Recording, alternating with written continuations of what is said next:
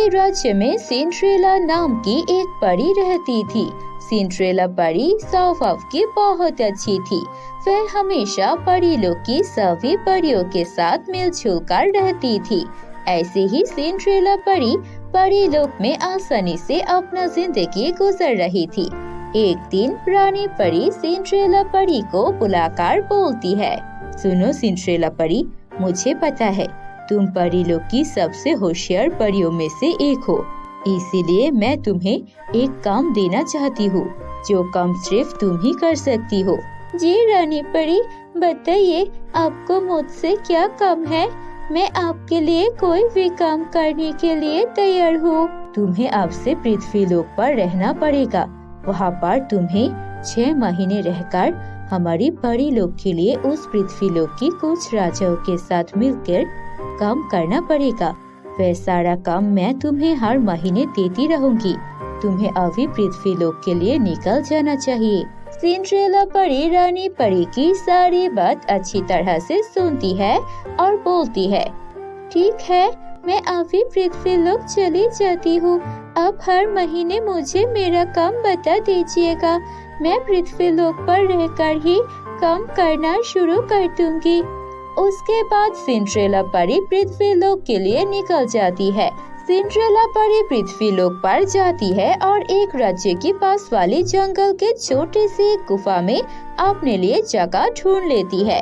वह गुफा को देखकर सिंड्रेला परी बोलती है, अरे वाह, बहुत अच्छी चीज है। मैं यहीं पर 6 महीने गुजर सकती हूँ और रानी जो भी काम देगी वह फटाफट निपट के अपने परी लोग वापस चली जाऊंगी। ऐसा सोचकर सिंड्रेला परी उस गुफा में अपना घर बना लेती है और वहाँ पर ही रहकर रानी परी की दी हुई सारी काम करने लगती है। ऐसे ही कुछ महीने बीत जाते हैं। सिंड्रेला परी उस पहाड़ से बाहर निकलकर गांव घुमा करती थी। वह देखती है जंगल के पास ही एक गांव है। गांव के सभी लोग बहुत हंसी खुशी से रह रहे थे। उनके पास किसी चीज के लिए लालच नहीं था। एक दूसरे की मदद करते थे और हंसी खुशी से रह रहे थे। अचानक एक दिन उस गांव में बहुत बड़ी तूफान आती है। उस तूफान की वजह से गांव के सभी फसल मर जाते हैं और कोई भी घर अच्छा नहीं बचता है। सबकी घर टूट जाती है।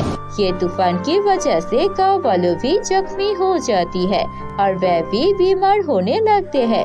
ये सब जब सिंड्रेला परी देखती है तो उसे बहुत बुरा लगता है। सिंड्रेला परी सोचती है, अरे ये गाँव कितना हंसी खुशी एक गाँव था। मैं यहाँ पर कुछ महीने से हूँ, सभी लोगों को देख रही हूँ कितने आराम से एक दूसरे के साथ मिलजुल कर रह रहे थे।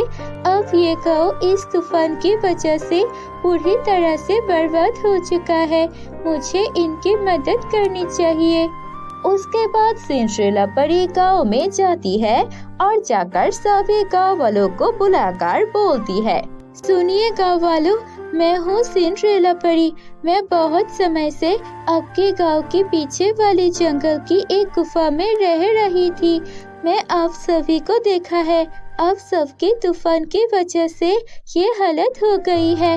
मुझसे आपकी इतनी दुख देखी नहीं जा रही है, इसीलिए मैं कल अपनी गुफा से अपनी जादुई शक्ति से कुछ सोना और चांदी के सिक्के बनाकर लेकर आऊंगी, जिन्हें इस्तेमाल करके अब फिर से अपना गाँव ठीक कर सकते हैं।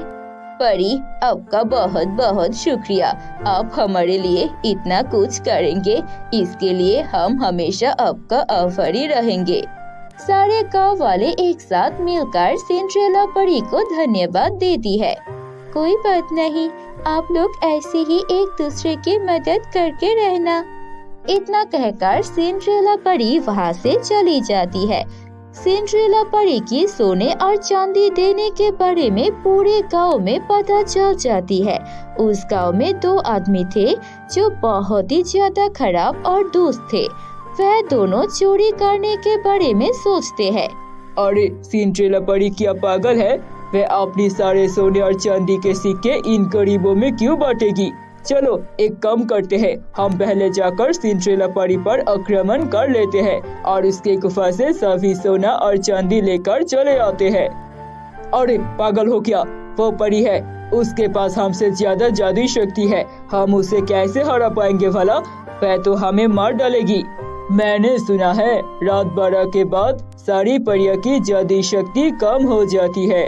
अगर तब हम दोनों पीछे से हमला करेंगे और उसे बेहोश कर डालेंगे तो हम आसानी से उससे सारी सोने और चांदी चुरा सकते हैं। उसके बाद हम ये सब लेकर शहर चले जाएंगे। ऐसा सोचकर वह दोनों आदमी चोरी का प्लान बना लेते हैं और फिर रात होने का इंतजार करते हैं। सिंड्रेला परी भी अपनी गुफा में जादुई शक्ति से जितना हो सके उतना सोना और चांदी के सिक्के बनाने लगती है। रात के 12 बजे ही सिंड्रेला परी अपने घर से बाहर निकलती है थोड़ी सी ठंडी हवा खाने के लिए। तभी वह दोनों आदमी पीछे से आते हैं और सिंड्रेला परी के सर पर वार कर देते हैं। सिंड्रेला परी बेहोश होकर नीचे गिर जाती है। तभी वह दोनों सिंड्रेला परी के गुफा में घुस जाते हैं और सोना चांदी अपने साथ लाई हुई बैग में लेना शुरू कर देते हैं। कुछ देर बाद सिंड्रेला परी की होश आ जाती है, लेकिन उसके पास ज्यादा जादुई शक्ति नहीं थी। अरे क्या कर रही हो तुम दोनों? ये सब तो मैं गाँव वालों को देने वाली हूँ। ऐसा मत करो और ये सब छोड़कर चले जाओ। अगर तुम्हें चाहिए तो कुछ ले जाओ, बाकी गाँव वालों के लिए छोड़ जाओ। सिंड्रेला परी की ऐसे बातें सुनकर वे दोनों चोर बहुत ही ज्यादा परेशान हो जाते हैं। वह सिंड्रेला परी की एक भी बात नहीं सुनते हैं और सभी सोना और चांदी अपने बैग में लेकर जाने लगते हैं।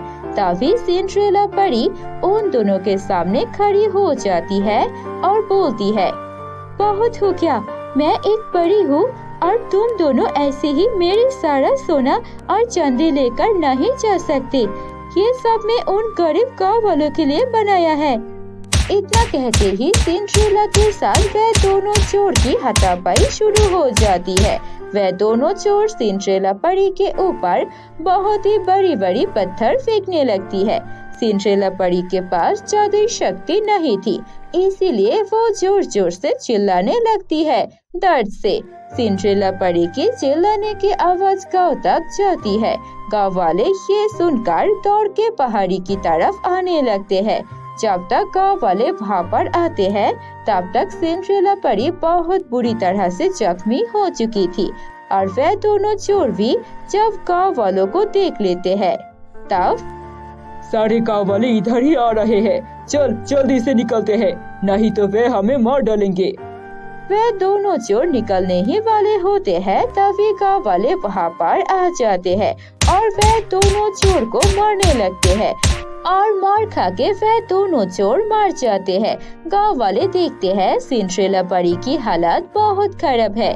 गांव वाले रोने लगते हैं। सिंड्रेला परी बोलती है, तुम लोग मेरे लिए चिंता मत करो, मैंने तुम सभी के लिए बहुत ज्यादा सोना और चांदी के सिक्के बना दिया है।